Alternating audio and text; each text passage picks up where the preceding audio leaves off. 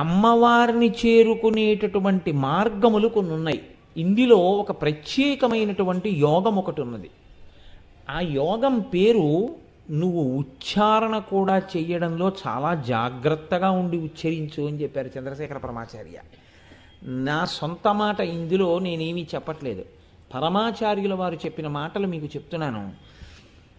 ఎన్నడూ చక్రముల జోలికి వెళ్ళవద్దు, ఎన్నడూ కుండలిని యోగమన్న మాట ప్రస్తావన చెయ్యవద్దు. ఎందుకు చెయ్యవద్దు అని చెప్తారో తెలుసా అండి? బాగా జ్ఞాపకం పెట్టుకోండి, ఈ మాటలు నావి కావు, సాక్షాత్ చంద్రశేఖర పరమాచార్యుల వారి మాటలు నేను చెప్తున్నాను. చాలామంది దెబ్బ తినడానికి కారణం ఏమిటి? రెండే. ఒకటి, తెలిసో తెలియకో కుండలిని యోగం యొక్క జోలికి వెళ్ళడం. కుండలిని యోగం మీరు హ్యాండిల్ చేయలేరు, పరమ సత్యం చెప్తున్నాను నేను.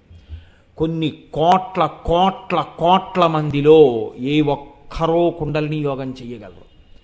కుండలిని యోగం ఒక జీవిత పర్యంతం చేసినా సరే అసలు మీరు దానిలో పతాక స్థాయికి వెళ్ళగలరన్న నమ్మకం చాలా కష్టం. ఎందుకో తెలుసా అండి? దాని యందు అలసట లేని రీతిలో ఎంత సాధనో చేయవలసి ఉంటుంది. ఇంత సాధన చేస్తున్నా దాని వలన కొన్ని శక్తులు కానీ సిద్ధులు కానీ కలుగుతుంటే వాటికి మీరు తాదాత్మ్యత పొంది వాటికి లోనైపోకుండా మిమ్మల్ని మీరు నిలదొక్కుకోవాలి. నిలదొక్కున్న ఆ కుండలిని పైకి పంపి కిందకి తీసుకురావడంలో ఏదైనా తేడా కానీ వచ్చిందో ఇబ్బందులు వస్తాయి. కాబట్టి ఆ చక్రముల గురించి కానీ ఆ యోగము గురించి కానీ ఎవరు మాట్లాడవలసి ఉంటుంది, ఎవరు వినవలసి ఉంటుంది అంటే దాని యందు పరమసిద్ధుడైనటువంటి గురువు కోట్ల కోట్ల కోట్ల మందిలో ఏ ఒక్కరికో ఉపదేశం చేస్తారు. ఆ ఉపదేశం కూడా ఎలా ఉంటుందంటే అది మంత్రంలా ఉండదు. గురువుగారు శిష్యుడు కలిసి కొన్ని సంవత్సరముల పాటు అభ్యాసం చేయాలి. అది నోటితో శిష్యుడు చెప్పడానికి ఉండదు, నేను ఇప్పుడు ఈ అవస్థలో ఉన్నానని. శిష్యుడు కూర్చొని ఉండగా శిష్యుణ్ణి చూస్తూ గురువు గుర్తుపట్టాలి ఇప్పుడు ఈ స్థితిలో ఉన్నాడని. గుర్తుపట్టి అవసరమైతే ఆదుకుని అతన్ని రక్షించి అతను ఏ స్థితిలో ఉన్నాడో ఆ స్థితి నుంచి భద్రమైన స్థితిలోకి తీసుకురావాలి. అంత సమర్థుడైనటువంటి గురువు పక్కన ఉండాలి. పక్కన ఉంటే తప్ప కుండలిని యోగం మీరు చెయ్యలేరు. కానీ ఇవాళ ఆశ్చర్యకరమైన విషయం ఏమిటంటే దీని గురించే ఎక్కువగా మాటలు వినపడుతున్నాయి. అది అంత తేలికైన విషయం కాదు అని మీరు విశాల హృదయముతో గమనించెదరుగాక. ఒక జీవితము సరిపోతుందని నేను అనుకోవట్లేదు. ఈ మాటలు నావి అని కూడా మీరు అనుకోవద్దు. ఇవి సాక్షాత్ చంద్రశేఖర పరమాచార్య స్వామి వారి యొక్క మాటలు. మీరు అమ్మవారిని ఆరాధించడంలో సాధారణంగా రెండిటికి దూరంగా ఉంటే చాలా చాలా మంచిది. ఏవో తెలుసా అండి? ఒకటి కుండలిని యోగం, రెండు శ్రీచక్రమును ఆరాధించుట. ఈ రెండూ మీరు చేయకుండా ఉండడమే ఎప్పుడూ మంచిది. మీరనగా నాతో కలిపే. ఎందుకు ఈ మాట చెప్తున్నాను? శ్రీచక్రాన్ని మీరు హ్యాండిల్ చెయ్యలేరు. కాబట్టి కొన్ని నామాలు అసలు చెప్పవద్దు అని చెప్పారు పెద్దలు. ఎవరు చెప్పారు? మళ్ళీ చెప్తున్నా, చంద్రశేఖర పరమాచార్య స్వామి వారే చెప్పారు. మీకు సాక్ష్యం కావాలంటే తీసుకొచ్చి చూపిస్తాను నేను, నన్ను నమ్మనంటే. అక్కర్లేదయా, నీ మాటకి మాకు నమ్మకం ఉందయా అంటారా, వదిలిపెట్టేస్తాను. కాబట్టి కొన్ని నామముల యొక్క అర్థము మీరు తెలుసుకోకుండా ఉంటేనే మంచిది. ఎందుకు నేను ఈ మాట అంటున్నానో తెలుసా అండి? దీనికి కూడా నేనేం ప్రత్యేకంగా చెప్పక్కర్లేదు, పరమాచార్యుల వారే దీనికి పరిష్కారం, దీనికి ఒక విషయం చెప్పారు. ఇందులో ఏ ఉన్నాయో అవి ఎవ్వరికీ కనపడేవి కావు. ఎవ్వరికీ కనపడవు. ఎవరికి కనపడతాయి? ఒక్క యోగికే కనపడతాయి. ఎవరు ఆ యోగమునందు సాధన చేశాడో, ఏమి తొట్టుపాటు పడకుండా నిలబడగలిగాడో ఆయన ఒక్కడికే తెలుస్తుంది. ఇప్పుడు అందులో నిలబడము, అందులో తట్టుకోవడము చాలా కష్టమని తెలిసి దాన్ని తెలుసుకోవాలని నువ్వు ఎందుకు వెంపర్లాడతావు? దాన్ని నువ్వేమి సాధన చేయలేవు, అమలు చేయలేవు. పైగా ఒక ఇబ్బంది ఉంటుంది. ఒక సభలో మీరు చెప్పారనుకోండి, చెప్పిన తర్వాత అందులో ఎవరో ఒక వెర్రైన బయలుదేరి ఇది నేను చేసేయగలను అనుకుని ఏదైనా ప్రయత్నం చేశాడనుకోండి, చేస్తే ఇబ్బంది వచ్చిందనుకోండి, ఎవరు రక్షిస్తారు ఆయన్ని? నువ్వు రక్షించగలవా? నువ్వు వెళ్ళి కూర్చుంటావు ఆయన పక్కన? కూర్చుంటే సరిపోతుందా? సంవత్సరాల తరబడి కూర్చోవాలి ఆయన పక్కన. ఇది సాధ్యం కానప్పుడు అర్థం అనర్థం ఇది చెప్పడం వల్ల ఇబ్బంది కలిగే అవకాశం ఉంది తప్ప ఇది చెప్పడం వల్ల నోటితో చెప్పేస్తే చెయ్యడం ఒక్కనాటికి సాధ్యము కాదు. కాబట్టి కుండలిని యోగము గురించి బహిరంగ వేదికలలో మాట్లాడవద్దు. పరమాచార్య అయితే అసలు ఏం చెప్పారో తెలుసా అండి? షట్చక్రముల పేర్లు ఉచ్చరించవద్దని చెప్పారు. నువ్వు ఆ చక్రాల పేర్లు మాట్లాడకెప్పుడు. పుస్తకాలు ప్రింట్ వేయించి నీకు ఉన్న శక్తిని, నీకు ఉన్న జ్ఞానాన్ని, నీకు తెలుసు కాబట్టి ఆ చక్రాల గురించి నువ్వు తెలుసుకున్నవి పుస్తకాలు రాసి పంచిపెట్టవద్దని చెప్పారు. ఇవన్నీ మీకు కావాలంటే నేను సాక్ష్యాలతో పుస్తకాలు పరమాచార్య ప్రసంగాలు తీసుకొచ్చి చూపిస్తాను. పరమాచార్య మాట నాకు శిరోధార్యం, ఆయనంటే నాకు అంత గౌరవం. కాబట్టే నేను ఆయా నామములు ఏవి ఉన్నాయో ఆ నామములను వదిలిపెట్టేస్తాను. నేను ఆ నామములను స్పృశించను. ఇప్పుడు చెప్పండి, నేను ఆ నామములను విడిచిపెట్టేస్తే నేను దోషము చేసిన వాణ్ణా, నేను మర్యాద పాటించిన వాణ్ణా? వదిలిపెట్టడమే మర్యాద పాటించడం. ఒకవేళ మీరందరూ కలిసి నువ్వు మర్యాద తప్పిన వాడివే అన్నా నేను చెప్పను. ఎందుకు చెప్పనో తెలుసా అండి? ఒక్కటే కారణం, చెప్పలేక కాదని మీరు గుర్తుపెట్టుకోండి. చెప్పగలిగే చెప్పను. ఎందుకు చెప్పను? పరమాచార్య చెప్పవద్దన్నారు, నేను చెప్పను. శిష్యుడికి ఉండవలసిన లక్షణం ఏమిటంటే గురి అంతే. నా గురువు చెయ్యమన్నారు, చేసేయి. నా గురువు చెయ్యొద్దన్నారు, చేయకు. నేను తెల్లవారి లేస్తే ఆయన పాదాలకు నమస్కారం చేస్తాను. తెల్లవారి లేస్తే ఆయన పేరు చెప్తే నాకు ప్రాణం. అటువంటి మహాపురుషుడు వద్దన్న పని నేను ఎలా చేస్తాను?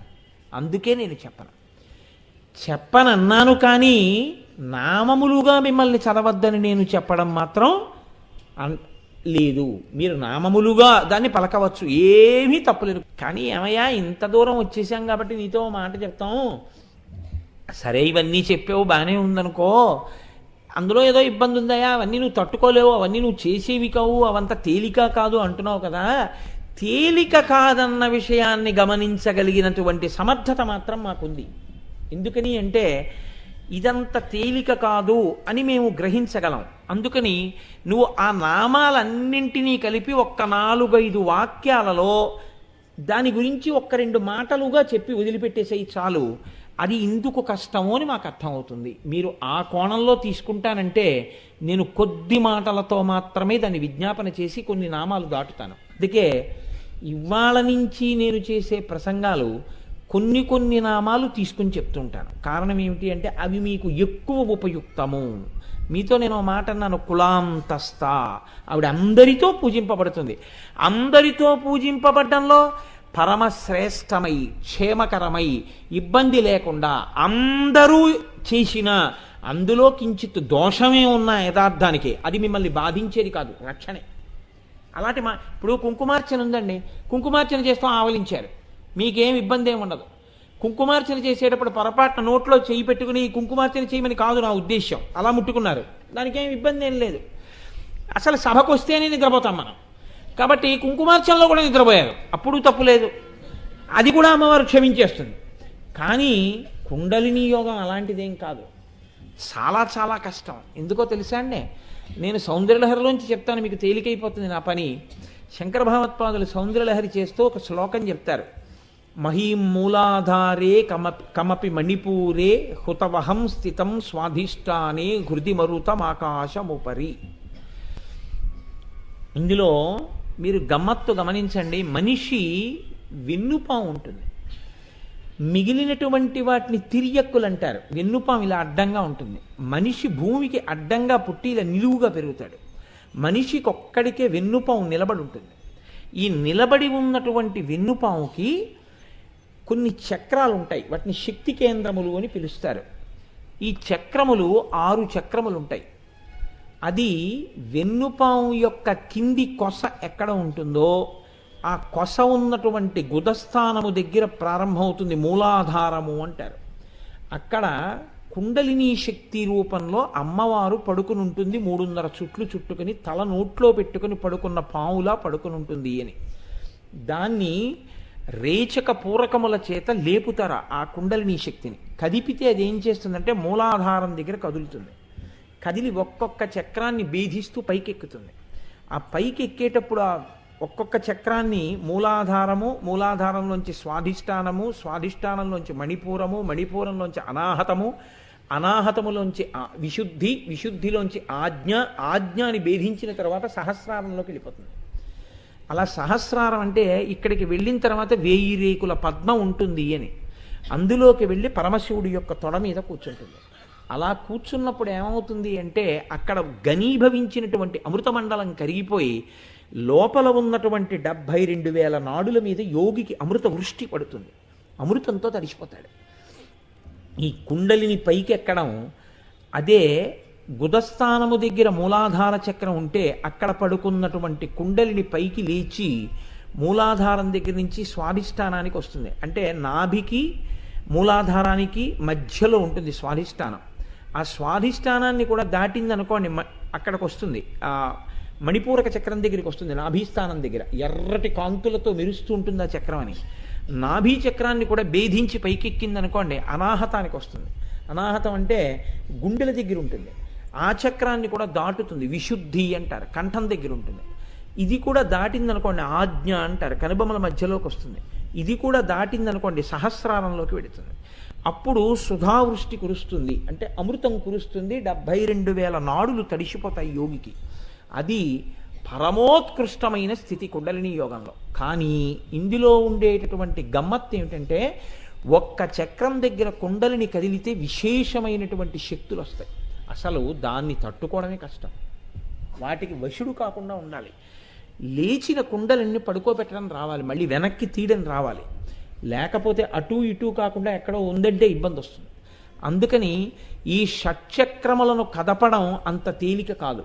మహీం మూలాధారే, మూలాధార చక్రం పృథివీతత్వంతో ఉంటుంది.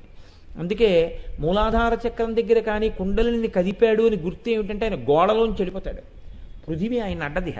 శంకరాచార్యుల వారు మండనమిశ్రుడు ఇంట్లో పైకప్పులోంచి కిందకు వచ్చారు. అందుకే ఆయన్ని అడ్డది ఇంకా యోగిని. మహీం మూలాధారే కమపి మణిపూరే. అసలు న్యాయంగా స్వాధిష్టానం చెప్పాలి శంకరాచార్యుల వారు, ఎందుకంటే మూలాధారానికి పైన స్వాధిష్టానం ఉంది. శంకరులు స్వాధిష్టానాన్ని వదిలేసి మణిపూరం చెప్పేశారు. ఎందుకు చెప్పారు అంటే అలాగా ఆయన పంచతత్వములను, పంచభూతములను దృష్టిలో పెట్టుకుని చెప్పారు. పృథివీ ఆపస్, పృథివీ తర్వాత నీరు చెప్పాలి. మణిపూరక చక్రం జలతత్వం కలిగిన చక్రం, అందుకని మధ్యలో ఉన్నటువంటి స్వాధిష్టానాన్ని వదిలి మణిపూరక చక్రం చెప్పారు. మహీం మూలాధారే కమపి మణిపూరే హుతవహం స్థితం స్వాధిష్టాని. అగ్నిహోత్రానికి సంబంధించినటువంటి చక్రం స్వాధిష్టాన చక్రం. హుతవహం స్థితం స్వాధిష్టాని హృది మరుత. అనాహత చక్రం దగ్గర వాయుతత్వం.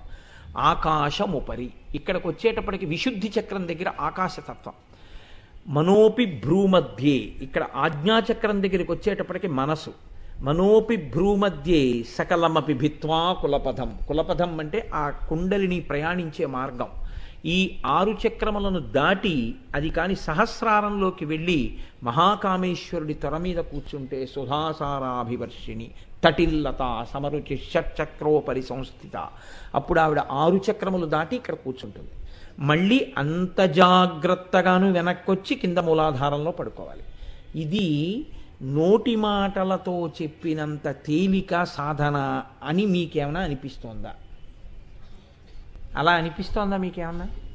అసలు ఆ 6 చక్రాలు ఎక్కడెక్కడున్నాయో ఆ చక్రాలు మీకు ఇంకో గొప్పతనం ఏమిటో తెలుసా అండి? అది మీకు కత్తితో కోసి ఆపరేట్ చేసినా చక్రం కనపడదు. అసలు ఆ చక్రములను యోగం చేత గుర్తిస్తారంతే. అందుకని అవి పైకి కనపడేవేం కావు. అసలు ఇక్కడ ఉందిరా నీకు ఆ చక్రం అని చెప్పడం కూడా కుదరదు. ఆ చక్రాలకి శుద్ధన్న మాట ఏమి ఉండదు. చక్రాలు ఎప్పుడూ శుద్ధిగానే ఉంటాయి.